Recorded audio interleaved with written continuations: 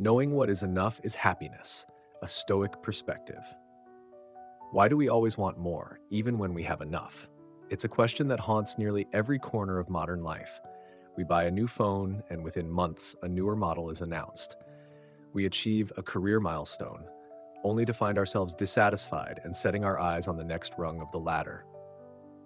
We scroll through curated lives on social media and wonder why ours feels less shiny, less thrilling, less complete. This endless chase for more money, more success, more recognition is not just a modern phenomenon, it's a timeless struggle, but one that has become particularly sharp in our current age of hyperconsumption and comparison. We live in a world that thrives on dissatisfaction. Every advertisement is a whisper that what you have isn't enough. Every like and view on social media is a subtle suggestion that your worth depends on attention and validation. From the moment we wake up to the moment we sleep, we are bombarded with messages urging us to strive harder, accumulate more, and become someone else. The result is a quiet restlessness, a deep, persistent feeling that something is missing, even when our basic needs are met and our lives, by most standards, are abundant. The Stoics, those ancient seekers of wisdom, saw through this illusion centuries ago. They asked a different kind of question. What if the problem isn't what we lack, but what we desire?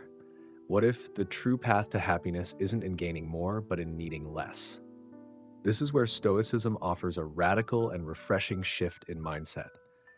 At the core of Stoic philosophy is the principle that happiness doesn't come from external achievements or possessions, but from our relationship to them.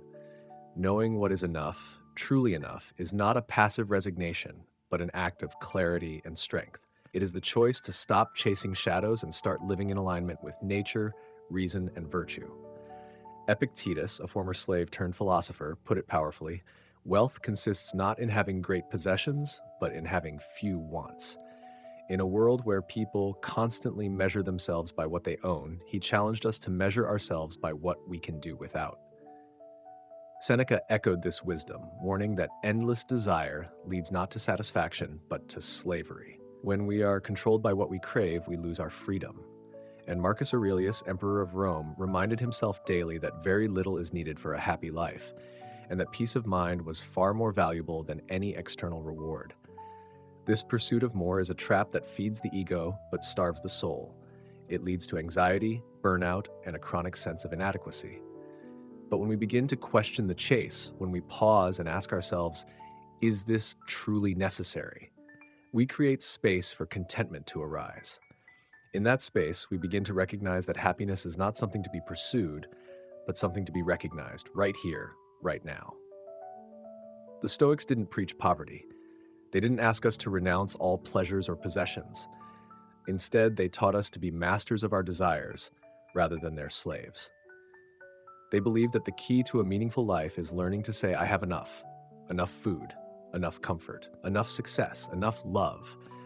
And once we learn to say that, we discover a profound freedom, a freedom from the tyranny of always needing more. So the next time you feel that restless pull, the desire for more money, more attention, more stuff, pause.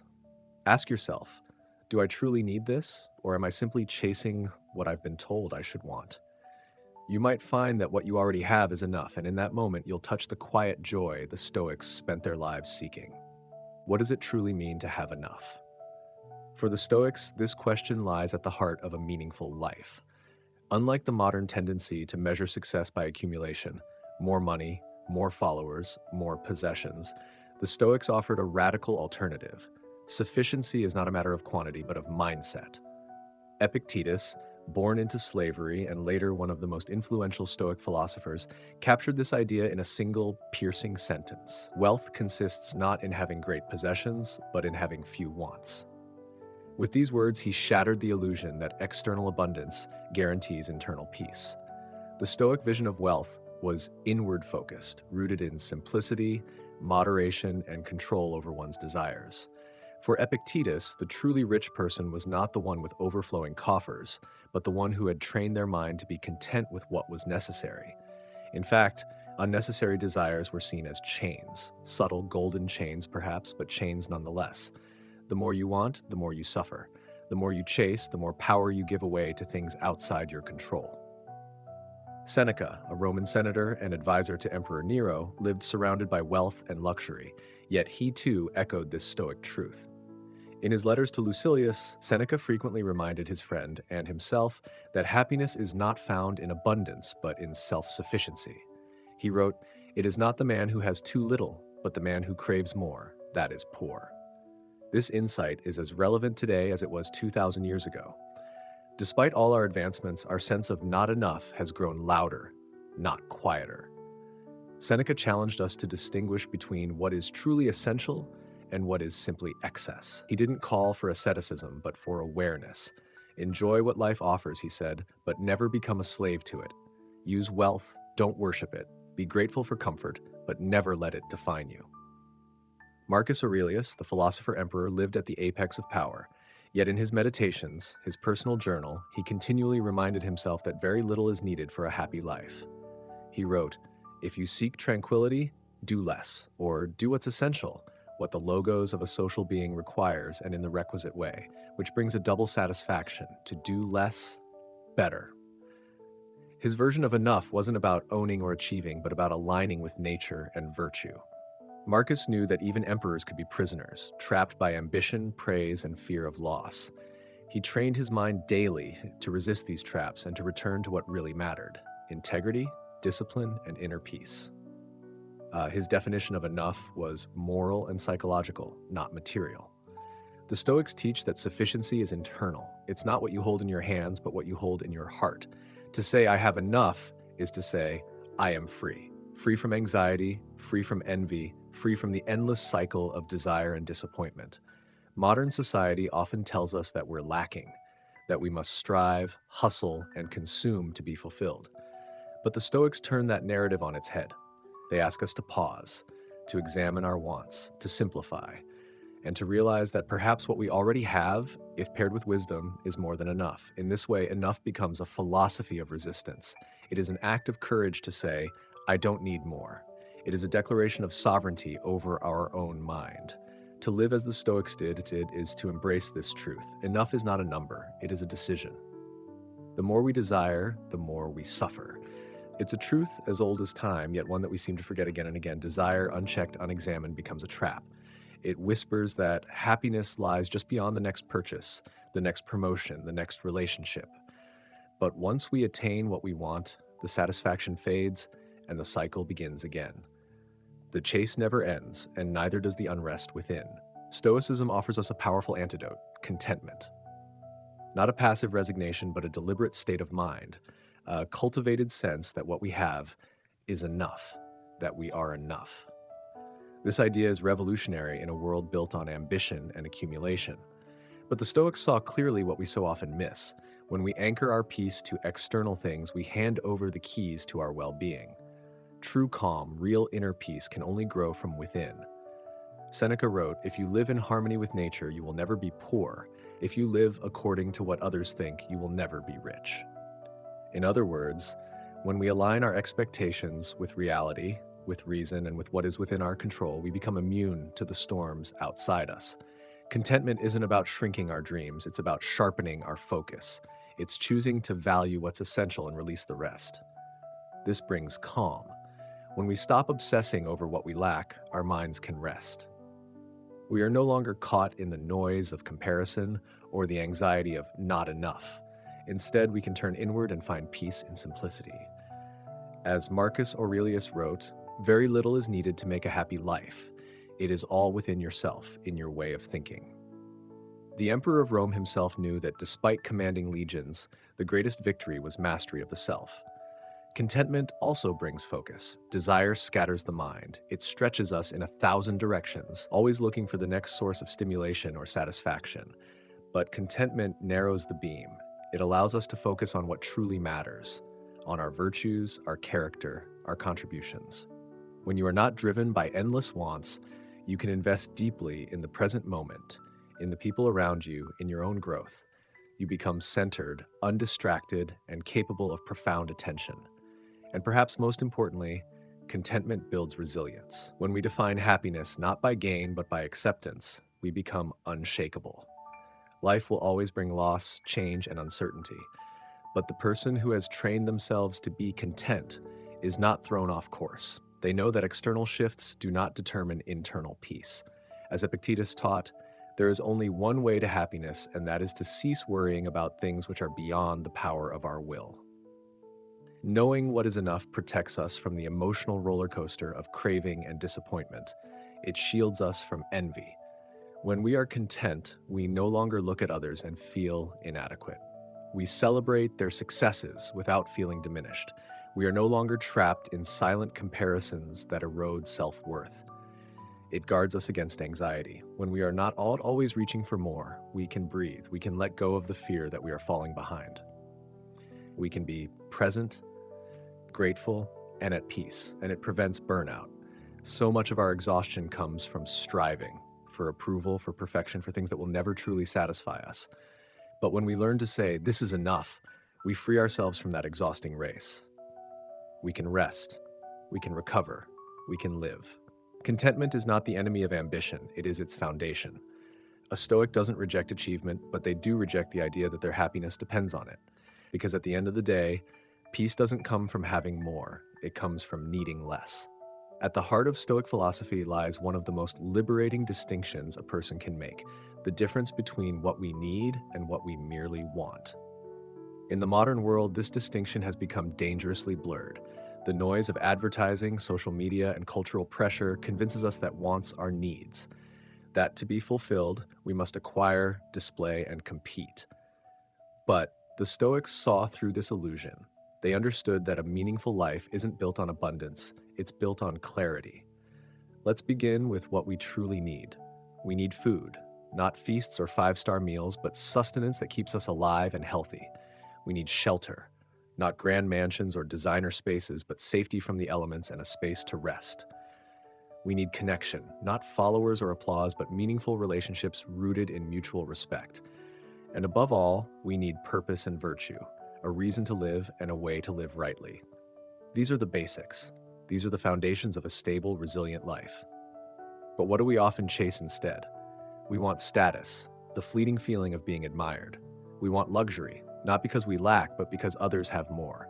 We want validation, a constant stream of praise to soothe our insecurities. We want comfort at all costs, even when it dulls our strength. The Stoics warned us about this trap. Seneca, a man of great wealth who chose simplicity, once wrote, "It is not the man who has too little, but the man who craves more, that is poor." In that sentence lies the quiet revolution of Stoicism. Poverty isn't in the wallet, it's in the mindset. And likewise, freedom isn't having everything, it's needing almost nothing. Marcus Aurelius, emperor of Rome and a student of inner discipline, often reminded himself that luxury and fame were distractions. He wrote in his journal, "Receive without pride, let go without attachment." He knew that real strength is not in acquiring, but in letting go. Real clarity comes from knowing what you can live without. This is not about rejecting the world or living in denial. The Stoic doesn't renounce all desires, but they do question them. They ask, is this essential? Will this improve my character? Or is it simply a craving born from comparison? When we take this Stoic lens and apply it to daily life, we begin to feel lighter. Our priorities sharpen, our decisions become more intentional, and our anxiety fades because much of what stresses us is tied to chasing what we do not need. We stress over promotions, not always for financial necessity, but for prestige. We compare homes and clothes, not because we're cold or hungry, but because we're conditioned to seek approval. We accumulate things, not to enrich our lives, but to impress people who often don't matter. Epictetus said it plainly, wealth consists not in having great possessions, but in having few wants. This isn't about minimalism for its own sake. It's about alignment, about living in harmony with nature and reason, rather than illusion and excess. When we differentiate needs from wants, we step into a life of agency. We are no longer slaves to the market, to fashion, to ego. We can focus on the essentials, our health, our purpose, our relationships, and our inner virtue. That is where peace lives. That is where freedom begins. Because in the end, it is not more that we need. It is less, but more of the right things. What if you already had everything you needed? That's the quiet, subversive question that lies at the heart of Stoic philosophy. In a world obsessed with accumulation, more wealth, more likes, more validation, The Stoic whispers, enough. But embracing enough isn't about slogans. It's a discipline, a set of daily practices that train the mind to recognize abundance where it already exists. Let's explore 3 timeless Stoic techniques to help you live with clarity, gratitude, and freedom: voluntary discomfort, negative visualization, and daily journaling. Voluntary discomfort, learning to need less. Seneca, one of the wealthiest men in Rome, didn't just write about simplicity, he lived it. Regularly, he would sleep on the floor, wear rough clothes, and eat the barest of meals. Why? Not out of self-punishment, but out of wisdom. He called it practicing poverty. It was his way of asking, is this what I feared? And more often than not, the answer was no. Voluntary discomfort is a powerful antidote to fear and greed. By deliberately stepping outside your comfort zone, even for a short time, you train your mind to see how little you actually need. Skip a meal and realize your strength. Walk instead of drive and feel your independence. Sleep without the usual comforts and discover resilience you didn't know you had. This practice doesn't diminish life, it deepens it. It gives you perspective. When luxuries return, you appreciate them more. And when life inevitably takes things away, you are not undone, because you've already rehearsed it, you've already let go. Negative visualization, a radical gratitude. Most people think happiness comes from getting more. The Stoics believed it comes from appreciating what you already have before it's gone. That's the purpose of negative visualization, to briefly imagine losing the things you hold dear. Not to be morbid, but to be awake. Imagine your home destroyed, your loved one gone, your job lost. Then come back to the present and look around. Suddenly, the ordinary becomes radiant. What you once took for granted now glows with meaning. Epictetus advised his students, when you kiss your child, say to yourself, tomorrow they may die. Harsh, perhaps, but it's also the purest form of gratitude, one that's not based on blind optimism, but on awareness of life's fragility. By visualizing loss, you do not invite it, you prepare for it. You appreciate more deeply, you love more urgently, and you cling less because you understand that everything you possess is on loan. This simple mental exercise reshapes your relationship with desire. You stop craving what you don't have and start honoring what's already here. That shift from seeking to seeing is where peace begins. Daily journaling, anchoring the mind. The Stoics didn't just think, they reflected. Marcus Aurelius, Emperor of Rome, wrote in his journal every day, using it not to show off but to center himself. He reminded himself of his duties, his values, and his principles. He also reminded himself of what was enough. Journaling is a Stoic tool to realign your mind with truth. Every morning or evening, take a few minutes to ask, what do I already have that I'm grateful for? What did I desire today that I didn't truly need? How did I practice simplicity or contentment today? The act of writing creates awareness. Awareness leads to choice, and choice leads to freedom. Over time, you begin to see your patterns, how often you chase, compare, or complain, and slowly, with gentleness and discipline, you train yourself to stop. You begin to feel full, without needing more. Embracing enough is not about denying pleasure. It's about discovering that real joy is already within reach, that what you have, when seen clearly, is often all you ever needed. Voluntary discomfort teaches strength. Negative visualization teaches gratitude. Daily journaling teaches awareness. Together, they form a foundation, not for poverty, but for peace. Because the good life isn't about getting everything. It's about realizing you already have it. Why do we feel poor in a world of abundance? Everywhere we look, we are told we need more. More money, more beauty, more recognition, more things. Consumer culture thrives on dissatisfaction. It survives only if you continue to believe that happiness is just one purchase away. But Stoicism offers a different path, a quieter, deeper kind of wealth. It begins with one word, enough. The Stoics understood something that modern advertising never will. The mind that is never content is always enslaved. If we cannot draw a line, if we cannot say this is sufficient, then we are doomed to chase endlessly, like a thirsty man drinking salt water. Marcus Aurelius, the emperor philosopher, wrote to himself in his journal, "Very little is needed to make a happy life. It is all within yourself, in your way of thinking." His words were not poetic, he was stating a fact that breaks the back of consumerism, that peace does not come from accumulation, but from perspective. In a society that rewards image over substance, choosing simplicity is a radical act of rebellion. To say enough in a culture built on never enough is to reclaim your sovereignty. This is where the concept of the hedonic treadmill enters, a psychological term that explains how humans quickly adapt to changes in material conditions. You get the new phone, the new car, the new status, and then you get used to it. The pleasure fades, you need more. The Stoics saw this pattern centuries ago. Seneca called it the disease of insatiability. He warned, if what you have seems insufficient to you, then though you possess the world, you will yet be miserable. Stoicism doesn't demonize comfort, it simply questions the cost of dependency on it. Every time you choose enough, you step off that treadmill. You break the loop. You say, I don't need this to be whole. And in that moment, you are free. Consumer culture sells identity.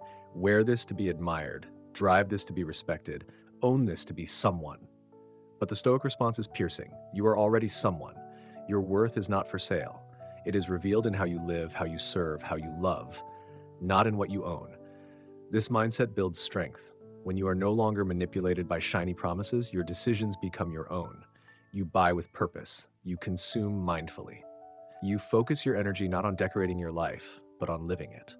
Epictetus, born a slave and yet one of history's greatest Stoic teachers, said it simply: freedom is the only worthy goal in life.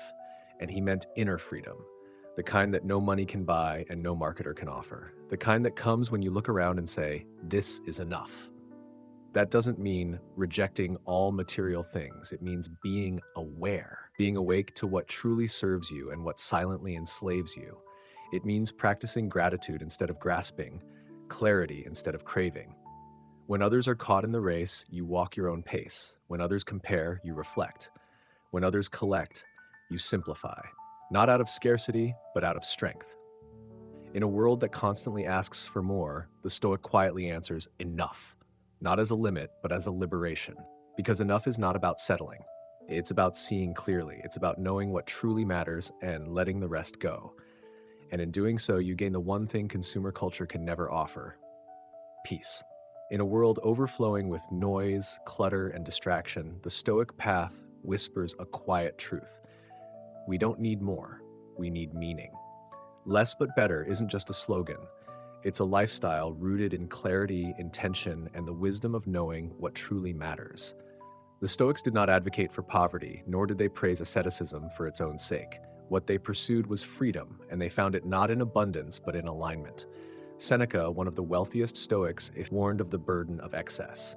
He wrote, "It is not the man who has too little, but the man who craves more, that is poor." His point wasn't anti-materialist, it was anti-distraction. When your life is filled with things that don't align with your values, you become weighed down, not enriched. Living with less but better means stripping away what's superficial so you can build a life anchored in what is essential. It means trading the pursuit of quantity for the pursuit of quality in your possessions, your commitments, and most of all, your thoughts. What does this look like in practice? It begins with clarity of values. What do you truly stand for? What are you willing to suffer for? When you know the answers, decisions become easier. You stop saying yes to every invitation, every trend, every shiny object. You begin to curate your life the way an artist curates a canvas, with precision, discipline, and purpose. Marcus Aurelius reminded himself daily, ask yourself at every moment, is this necessary? Not because he feared pleasure, but because he valued peace. He knew that every unnecessary desire creates noise in the mind, and every distraction pulls you away from your path. In choosing less, you create space. Space for deep relationships, the kind built not on status or convenience, but on shared values and mutual respect. Space for self-mastery, to train your mind, your habits, your reactions, and space for purpose, to pursue something that feeds your soul, not just your ego. Minimalism, in this Stoic sense, is not about owning the fewest things. It's about owning only what supports the best version of you. It's about having fewer clothes but loving each one, fewer friendships but deeper connections, fewer goals but clearer direction. When you live this way, you begin to notice something strange. You feel richer. Not because you have more, but because you're no longer chasing what doesn't serve you. You're no longer haunted by comparison or driven by status or addicted to more. Enough becomes your anchor. And from that anchor, you build better. You wake up with fewer distractions and more purpose. You show up with fewer expectations and more presence. You live with less, but every part of it is better. This is not about perfection. It's about practice, a daily return to what matters, a willingness to let go, not because you're losing, but because you're gaining space, clarity, and peace. Epictetus, once a slave, later a great teacher, captured it perfectly. Wealth consists not in having great possessions, but in having few wants. This isn't deprivation, it's liberation. So ask yourself, what can you release today that no longer serves your highest values? What weight are you carrying that you were never meant to hold? Because when you let go of the excess, the noise, the shallow, you make room for depth, room for growth, room for a life that is not just full, but fulfilled, less but better, not just a lifestyle, a philosophy, a discipline, and perhaps the beginning of true freedom. What if you already have enough? It's a bold question in a world that constantly tells you the opposite. You scroll through endless feeds, see advertisements crafted by experts in desire, hear voices that whisper, you need more, you should be more. And slowly, without even realizing it, you start believing that happiness lives somewhere out there, on the other side of achievement, beauty, wealth, or approval. But the Stoics would look at this world and simply smile. Not out of arrogance, out of understanding. Because they knew something we often forget, that happiness isn't something you find, it's something you uncover, by removing everything that hides it, by stepping off the treadmill of more and realizing you are already standing on solid ground. Marcus Aurelius, emperor of Rome and student of wisdom, wrote one of the simplest and most profound truths. Very little is needed to make a happy life. It is all within yourself. He had power, wealth, status, everything the world chases. And yet, in the quiet of his journal, he reminded himself, the only lasting peace comes not from what you own, but from how you think. Seneca echoed the same. Being poor is not having too little, it is wanting more. And Epictetus, who began life as a slave, said, freedom is the only worthy goal in life. Not freedom of travel, not freedom of indulgence, freedom of the soul, freedom from the endless hunger of wanting.